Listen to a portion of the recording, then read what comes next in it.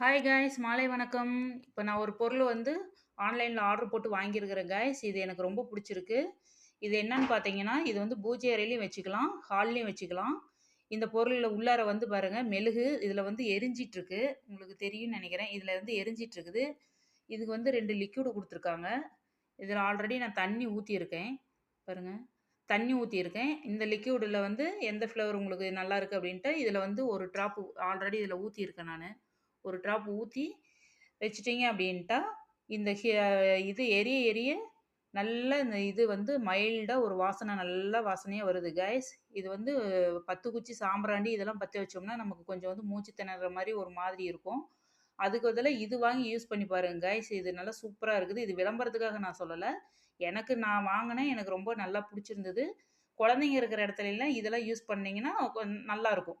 நல்ல வாசனையாகவும் இருக்குது கைஸ்.